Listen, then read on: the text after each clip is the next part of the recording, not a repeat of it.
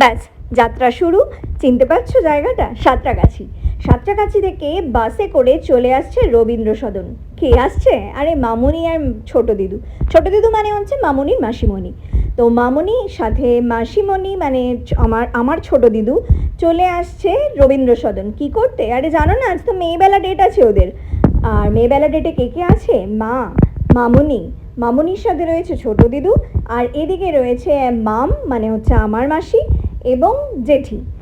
সবাই মিলে বেরিয়ে পড়েছে। যথারীতি মা লেট, তাই এখানে মামুনি আর ছোট দিদু চা খেয়ে নিচ্ছে।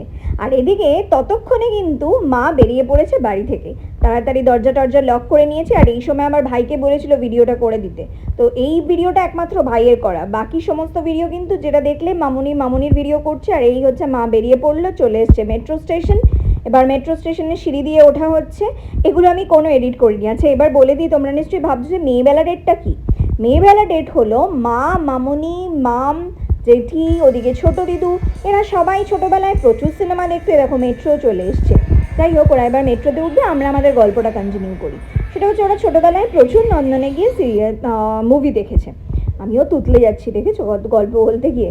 যাই হোক, তো ওরা কিন্তু প্রচুর তখন ঘুরতে যেত শিবরাত্রি, এবং প্রচুর গল্প শুনি। কিন্তু এখন আর সেই সময়টা ওদের হয়ে ওঠে না।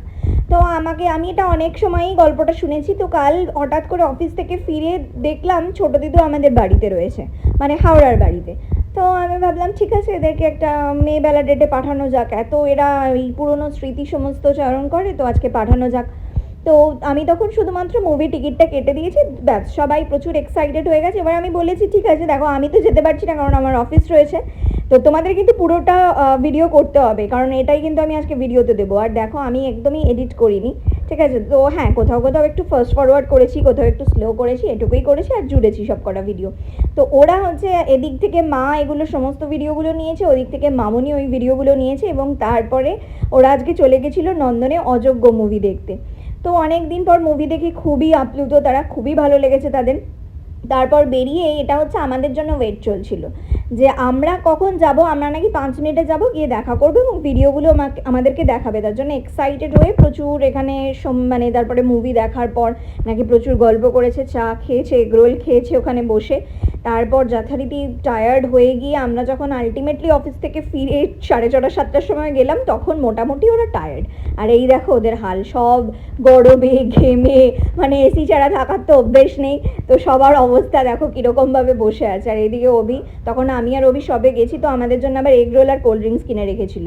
তো আমরা সেই এগ রোল আর কোল্ড ড্রিঙ্কস, অবশ্য আমার অবস্থাও সেরকমই নাজেহাল দেখো। যাই হোক, সারাদিন প্রচুর খাটনির পর ওরকম অবস্থায় গেছি। তো এটা ছিল ওদের মেয়েবেলা ডেট, এবং সবাই প্রচুর হ্যাপি। এবং তারপর বলছে আবার কবে দেখা হবে। আমি বললাম ওকে, তোমরা এবার প্ল্যান করো, এটা তো আমি মুভি, হ্যাঁ আমাকে বলো, আমি করে দেবো। আর এটা হচ্ছে সেই কাকু, হঠাৎ করে দেখছি আমার ফেভারিট গান চলছে, মানে গান বাজাচ্ছেন উনি, কতবারও ভেবেছিনু। তো দেখি আমি তার ভিডিও করলাম, এবং ভিডিও করে দেওয়াতে উনি খুবই একটু খুশি হলেন। তো আমার বেশ ভালো লাগলো।